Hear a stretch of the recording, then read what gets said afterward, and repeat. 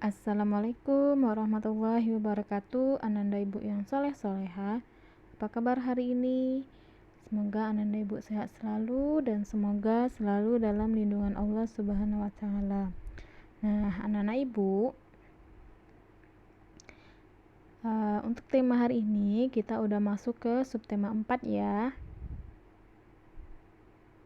Nah, anak-anak ibu, sebelum pembelajaran kita mulai, silakan mempersiapkan dirinya dulu supaya nanti saat mendengarkan atau melihat video yang udah ibu kirimkan materi hari ini, nah anak-anak ibu bisa paham, terus bisa tenang dalam belajar. Silakan disiapkan dulu kondisinya, tempat belajarnya, buku paket temanya silakan disediakan dulu. Nah, sebelum pembelajaran dimulai, ibu harap anak-anak ibu udah mandi semua ya, udah pada mandi, sarapan, dan yang paling penting udah menyelesaikan sholat duha dan murojaahnya ya anak-anak ibu ya. Nah, walaupun kita tidak di sekolah, tetapi kita tetap selalu mengerjakan aktivitas-aktivitas seperti di sekolah. Nah, yuk sebelum kita belajar, kita baca doa dulu, kita minta kemudahan kepada Allah, semoga Allah berikan ilmu yang bermanfaat untuk kita. Berdoa mulai.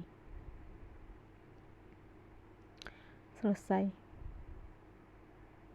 Nah, sekarang kita belajar di pembelajaran 1, yaitu tentang pertumbuhan dan perkembangan makhluk hidup. Pertumbuhan dan perkembangan tumbuhan. Jadi di pembelajaran subtema 1, subtema 2 dan 3 kemarin kita udah belajar tentang pertumbuhan dan perkembangan manusia, pertumbuhan perkembangan dan perkembangan hewan. Nah, sekarang kita akan belajar tentang tumbuhan. Ya, anak-anak ibu ya. Nah, silakan dibuka buku paket temanya. Nah, tumbuhan dan daun.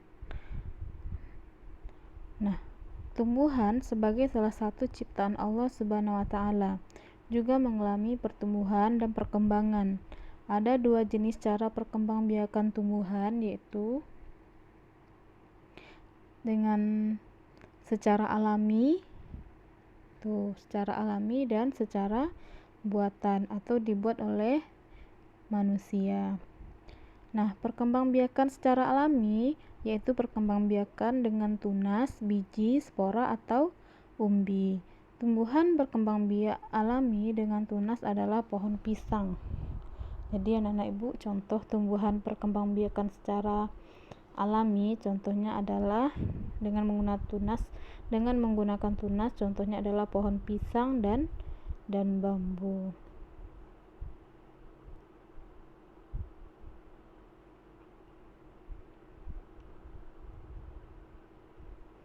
Nah, selanjutnya anak-anak ibu silakan dilihat di halaman 156. Nah, sekarang kita akan belajar tentang bagian-bagian daun. Nah, bagian-bagian daun yaitu ada pelepah daun, tangkai daun, dan helai daun. Nah, daun dibedakan menjadi 2 macam anak-anak ibu, yaitu ada daun lengkap dan daun tidak lengkap. Nah, kalau daun dikatakan lengkap jika terdiri atas 3 bagian, yaitu ada pelepah, tangkai, dan helai. Nah, jadi ketiga ini ada pada daun berarti dikatakan dengan daun lengkap. Nah, contoh daun memiliki daun lengkap adalah daun pisang. Jadi contohnya adalah daun pisang karena memiliki pelepah, tangkai, dan helai daun. Nah, daun tidak lengkap adalah daun yang hanya tersusun atas 1 atau 2 bagian saja. Nah, bisa mempunyai pelepah tetapi tidak mempunyai helai daun. Nah, gitu ya anak-anak ibu. Nah, dari ketiga ini hanya 1 atau 2 bagian saja, maka disebut dengan daun tidak lengkap. Contohnya adalah daun mangga.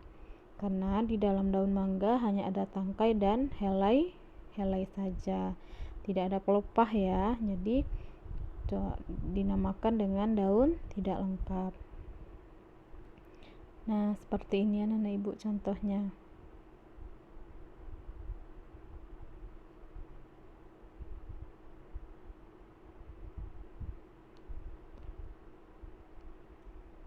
Nah, kita lanjut ke jenis-jenis daun.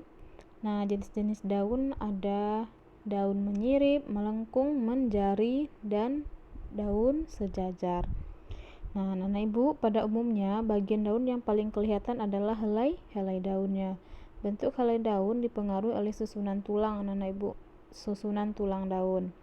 Nah, jadi berdasarkan bentuknya, tulang daun itu terdiri dari tulang daun menyirip, tulang daun menjari, tulang daun sejajar, tuh yang itu ya, tulang daun melengkung, tulang daun menyirip, dan tulang daun melengkung. Nah, anak-anak ibu, untuk tulang daun menyirip dapat kita jumpai pada daun mangga, daun jambu, dan daun nangka. Sedangkan untuk tulang daun yang menjari, yang seperti jari, itu bisa kita jumpai di rerumputan seperti daun tebu, yaitu jagung dan padi. Sedangkan kalau tulang daun melengkung dapat kita jumpai pada tumbuhan daun sirih dan genjer. Nah, jadi anak-anak ibu, berdasarkan jumlah helai daun tersebut, jadi daun dikelompokkan menjadi dua macam, yaitu yang pertama daun tunggal dan daun majemuk. Daun tunggal adalah daun yang memiliki satu helai pada setiap tangkainya. Nah, contohnya adalah daun mangga.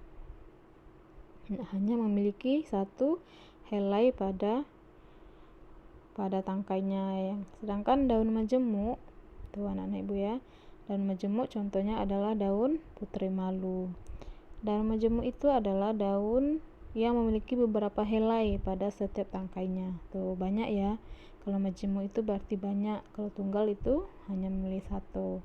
Contohnya majemuk adalah daun putri malu.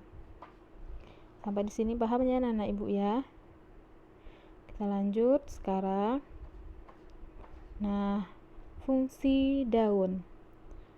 Nah, fungsi daun itu adalah untuk fotosintesis, sebagai fotosintesis. Anak-anak ibu tahu apa itu fotosintesis? Ya, fotosintesis adalah pembuatan makanan pada tumbuhan. Nah, fotosintesis atau pembuatan makanan yaitu memerlukan penguapan air, pengeluaran air berupa tetesan air, serta pertukaran oksigen dan karbon dioksida. Nah, fotosintesis adalah proses pembuatan makanan di daun tuh ya, yang tadi ibu bilangin. Jadi nanti kalau seandainya ada ibu yang bertanya fotosintesis adalah, nah anak ibu bisa menjawab yaitu proses pembuatan makanan di daun atau proses pembuatan makanan pada tumbuhan.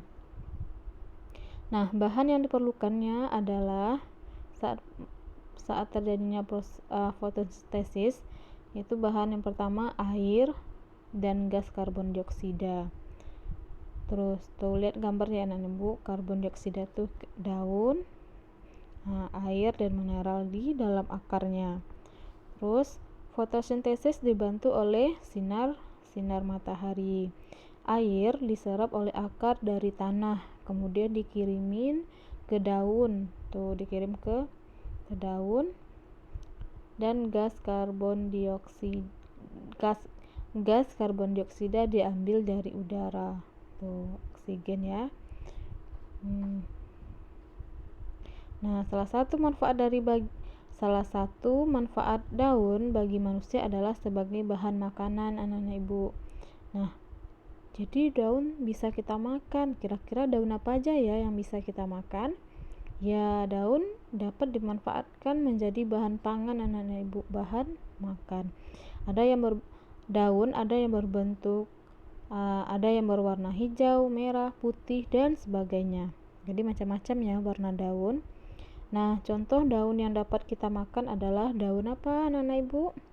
Ya, daun kangkung, bayam, sawi, dan sebagainya. Kalau daun merah contohnya adalah daun bayam merah. Nah, ini tadi adalah proses fotosintesis yang memerlukan sinar matahari untuk bisa tumbuh. Paham ya anak-anak ibu ya?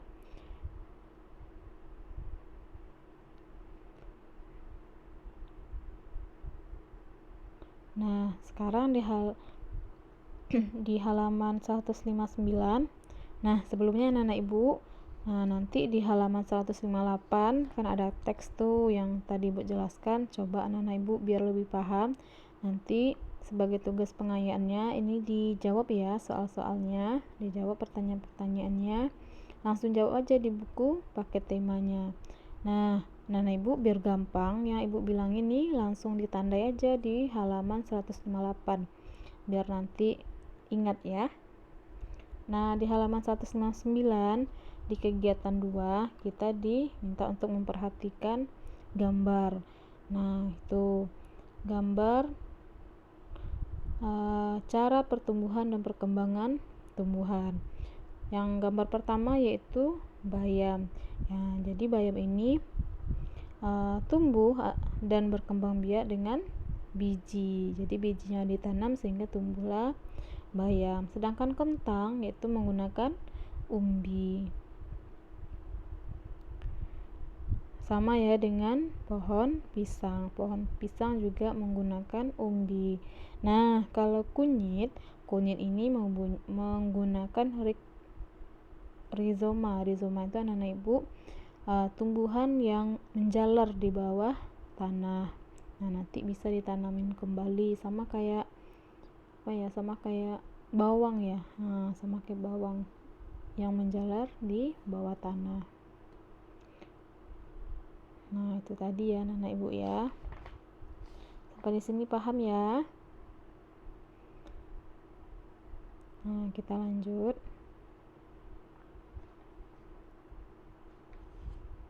Nah, sekarang kita di halaman 162 kita akan belajar mengenai bagian-bagian tumbuhan. Nah, yang pertama di tumbuhan itu ada bunga, buah, akar, batang, dan daun. Jadi ada 5 macam yang ada di bagian tumbuhan ya, anak-anak ibu ya. Nah, cara berkembang biaknya yaitu menggunakan biji, tunas, spora, dan cangkok. Nah, untuk cara berkembang biakan ini di materi selanjutnya nanti insya Allah ada. Nanti kan ibu lebih rinci lagi di materi selanjutnya.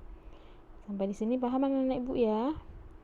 Nah, jadi itulah tadi pembelajaran kita.